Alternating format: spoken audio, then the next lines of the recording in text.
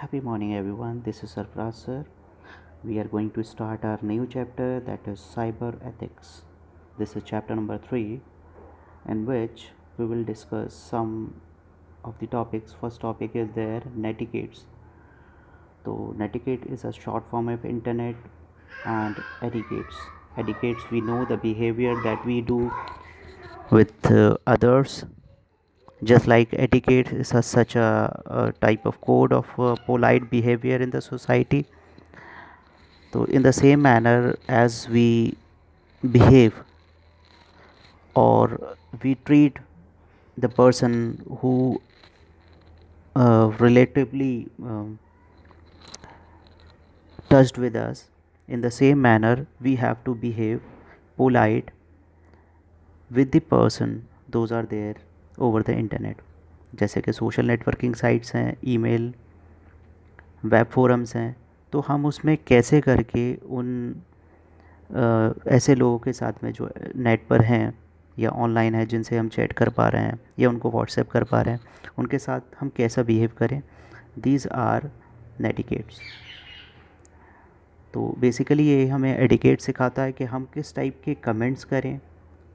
ठीक है, जब हम सोशल मीडियाज़ पर हैं, जब हम ट्वीट कर रहे हैं, तो ये बेसिकली रूल्स हैं, वो गाइडलाइंस हैं कि हम वहाँ पर पोलाइट बिहेव करें. यानी हमारे एटिकेट्स जो हैं वो अच्छे हों उन लोगों के साथ में जिनको हम जानते हैं नेट पर या जिनको हम नहीं जानते हैं, अननोन पीपल.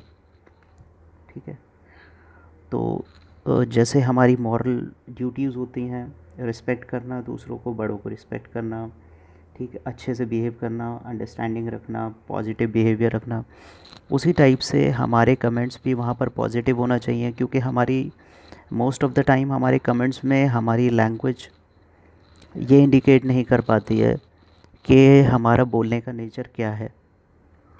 लेकिन हमें अपनी लैंग्वेज के थ्रू और बिहेवियर के थ्रू अपने आप को पोलाइट और अपने एडिकेट्स को एक सोशल प्लेटफॉर्म पे इंडिकेट करना है. तो इसके लिए कोई ऐसे इम्पॉर्टेंट रूल्स नहीं हैं बने हुए बहुत ज़्यादा, जैसे while there is no official list of netiquette rules और गाइडलाइंस, लेकिन फिर भी कुछ रूल्स हैं जिनके बारे में हम डिस्कस करेंगे. अवॉइड पोस्टिंग इन्फ्लेमेटरी और ऑफेंसिव कमेंट्स ऑनलाइन. कुछ ऐसे कमेंट जो जैसे कह सकते हैं भड़काऊ हों, जो दूसरे को परेशानी दें, उस टाइप के कमेंट्स हमें यूज़ नहीं करना चाहिए. Respect others privacy by not sharing personal information, photos और वीडियोज़. आपने किसी फ्रेंड के वीडियोज़ या फ़ोटोज़ ले लिए या उसने आपको बहुत ज़्यादा बिलीव करके आपके पास में वो फ़ोटो दे रखे हुए हैं जो ये अपने प्राइवेट फ़ोटो हैं, जो उनको वो नहीं चाहता था कि आप शेयर करें, फिर भी आप उनको शेयर कर रहे हैं, तो ये नेटिकेट्स के ख़िलाफ़ है. नेटवर्क इस never spam others by sending large amount of unsolicited emails. बहुत सारा लार्ज अमाउंट ऑफ डेटा हमें उनके पास नहीं भेजना है कि बार बार उनका जो ईमेल का या जो भी उनके पास में मेमोरी है वो फुल हो जाए. ठीक, वैसे ही जब हम गेम खेल रहे हैं तो हम अच्छा बिहेवियर रखें उनके साथ, क्योंकि बहुत सारे गेम्स जो हैं पबजी वगैरह जो हम जब हम खेलते हैं तो साथ में हमारी वॉइस भी ट्रांसफ़र होती है, तो हम वहाँ पर एक अच्छे एडिकेट्स जो हैं वो प्रेजेंट करें.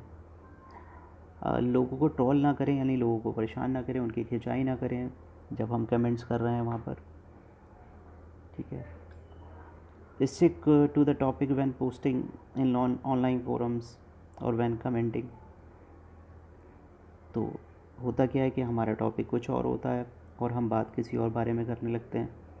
ठीक, सोशल मीडियाज़ पे भी हम देखते हैं कि बहुत सारे पॉलिटिकल पोस्ट वगैरह भी रहती हैं जिन पर हम अपनी आइडियोलॉजी दूसरे के ऊपर थोपने की कोशिश करते हैं. तो everybody has its own ideas, हमें उसकी रिस्पेक्ट करना चाहिए. डोंट शेयर और यूज़ ऑफेंसिव लैंग्वेज. कोई किसी तरीके का अब्यूसिव या गलत लैंग्वेजेस का इस्तेमाल नहीं करना चाहिए. नेगेटिव कमेंट्स जो हैं वो नहीं करना चाहिए किसी भी तरीके से. किसी को डीमोरलाइज़ करने के लिए इस तरीके के काम नहीं करना चाहिए. ये सारा आपके नेटिकेट्स में आता है. तो ये इंटरनेट एक ऐसा प्लेटफॉर्म है जहाँ पर आप लोगों के साथ कम्युनिकेशन कर रहे होते हैं जिनको आप जानते हैं, जिनको आप नहीं जानते हैं, लेकिन एक क्योंकि we people are in virtual world when we enter in the social media और व्हाट्सएप और ट्विटर ग्रुप, तो हम वहाँ पर एक दूसरी दुनिया में होते हैं जहाँ पर हमें अपने मैनर्स शो करने होते हैं। अब जनरली होता क्या है कि जो स्टूडेंट्स होते हैं दे डू नॉट नो कि वो समझते हैं कि नोबडी इज़ वॉचिंग अस, कि हमें कौन सा जानता है, कौन हमें पकड़ लेगा, तो हम उनका एक डिफरेंट बिहेवियर उसके ऊपर होता है। और जो एक रियल लाइफ में वो होते हैं वो दैट इज़ डिफरेंट एस्पेक्ट, और इंटरनेट पे एक डिफरेंट एस्पेक्ट होता है, क्योंकि वहाँ पर उनको लगता है कि हमें कोई डर नहीं है, ठीक है, कोई हमारा क्या बिगाड़ लेगा, क्या परेशान कर लेगा, तो हम किसी भी तरीके की पोस्टिंग्स और कुछ भी वहाँ पर बिहेवियर और लैंग्वेजेस का यूज़ कर सकते हैं। That is totally wrong. After that one more topic is there, software licence. तो a license is a type of agreement that allows someone to copy, use or resell of commodities such as digital content or the software, right? तो licence में क्या होते हैं, एक contract और laws होते हैं जो किसी पर्टिकुलर सॉफ्टवेयर्स पे अप्लाई हो सकते हैं, ठीक। जैसे उसमें से एक कॉपीराइट लॉ है कि ताकि उन जो सॉफ्टवेयर्स हैं, जो जिस भी कंपनी उसको डेवलप किया है वो उसका जो है प्रोडक्ट रहे, ठीक। और अगर कोई उसे उसके फार्मूला या उसके टाइप को चुराने की कोशिश करता है या उसे ब्रेक करने की कोशिश करता है तो वो कॉपीराइट लॉ के थ्रू उनके ऊपर क्लेम कर सकते हैं। जैसे कोई भी चीज़, कोई मोबाइल फ़ोन या किसी कंपनी ने बनाया होता है, तो एग्जैक्टली फ़ोन्स जो हैं या वही मैन्युफैक्चरिंग की डिटेल्स को कॉपी करते हुए दूसरी कंपनीज़ उनको नहीं बना पाती। जैसे आईफोन है, वो एप्पल का एक पेटेंट जो प्रोजेक्ट है, ठीक है, वो उसी को बनाते हैं। उसके जैसे फ़ोन तो बन सकते हैं, लेकिन सिमिलर अगर सैमसंग ने बनाने की कोशिश की, इसके बारे में शायद मैंने क्लास 9 में डिस्कस किया था कि उन्होंने पहले आईफोन को कॉपी करने की कोशिश की थी, जिससे एप्पल ने जो है वो सैमसंग पे एक केस कर दिया था और कॉपीराइट के थ्रू, और उन्हें अपना वो जो प्रोडक्ट था वो मार्केट से वापस लेना पड़ा था। तो इन द सेम मैनर ये सॉफ्टवेयर लाइसेंस भी होते हैं जिनको ब्रेक नहीं किया जा सकता। उनके कुछ कोड्स होते हैं, उन कोड्स के थ्रू उनको वन टाइम या मल्टीपल टाइम्स जैसा भी उसमें रिस्ट्रिक्शन लगा होता है उसके हम यूज़ कर सकते हैं। तो इसके अलग अलग टाइप्स होते हैं सॉफ्टवेयर के लाइसेंसिंग के, अलग अलग सॉफ्टवेयर के अलग टाइप्स होते हैं, उनकी लाइसेंसिंग के अलग टाइप्स होते हैं। तो उसमें एक LGPL है, genuine lesser general public licence allow you to link to open source library in your software. You simply compile or link an LGPL license library which your own code. You can release your application under any license you want, even uh, proprietary license। तो लेकिन ये proprietary licence से थोड़ा सा different होता है। इसमें क्या होता है कि एक दूसरा कोड जनरेट हो जाता है उसके थ्रू, और उस कोड जनरेट करके जो ओरिजिनल लाइसेंस होता है उनके पास में ये इन्फॉर्मेशन पहुंच जाती है, और फिर उसके बाद में हम इसको एक पर्टिकुलर टाइम तक इस लाइसेंस के टाइप को यूज़ कर सकते हैं। दूसरा होता है हमारा कॉपी लेफ्ट टाइप का। तो this copyleft licence are also known as reciprocal licence और रेस्ट्रिक्टिव लाइसेंस। तो इसमें इस टाइप के लाइसेंस जो होते हैं वो सॉफ्टवेयर लाइसेंसिंग के ऊपर यूज़ किए जाते हैं। इसमें जब हम लाइसेंस जब जब कोई सॉफ्टवेयर इंस्टॉल करते हैं, ठीक, कोई इंस्टॉल होता है जो हमारा लाइसेंसी सॉफ्टवेयर होता है, इंस्टॉल करते हैं, तो उसके लिए वो कोड मांगता है।